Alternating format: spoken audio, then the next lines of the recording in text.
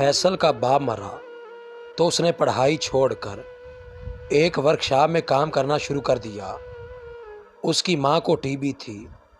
अब तक वो लोगों के घरों में काम करके घर चलाती रही, मगर जब उसकी बीमारी बढ़ी तो वो बिस्तर से लग गई।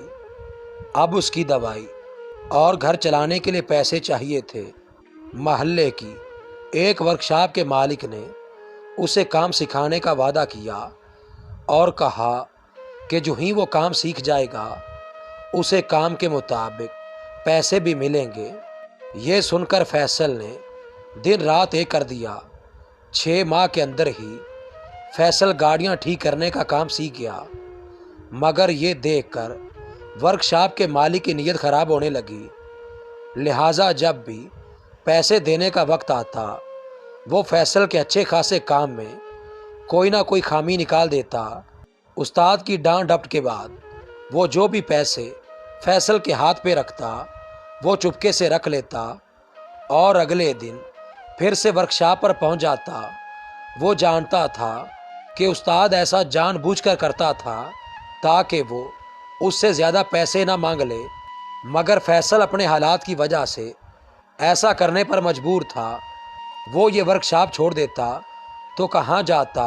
नया काम तलाश करना इतना आसान नहीं था और फिर वो इन पैसों से भी खुश था, क्योंकि थोड़ी सही मगर उसका गुजारा तो हो रहा था।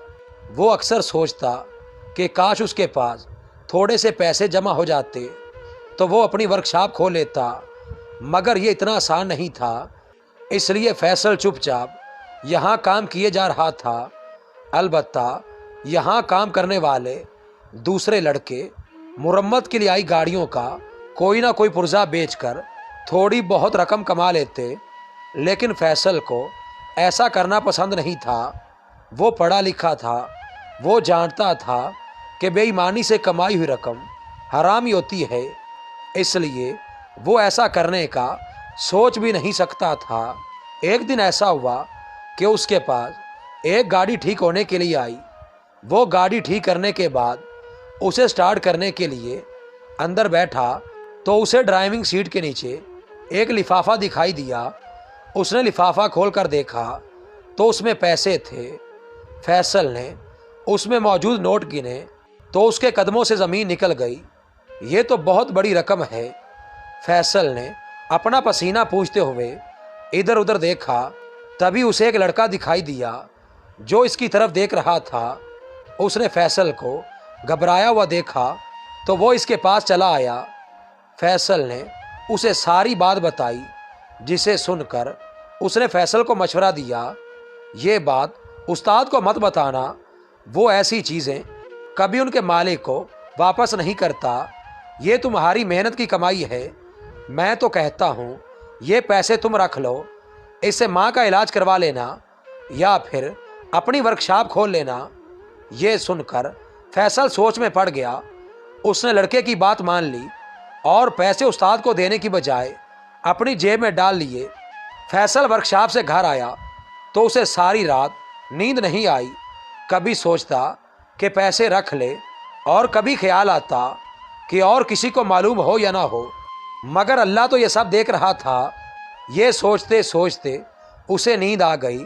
सुबह वर्कशॉप गया तो अपने काम में लग गया, मगर काम करते हुए भी उसकी नज़र उस गाड़ी की तरफ चली जाती जिसे अभी तक उसका मालिक लेने नहीं आया था।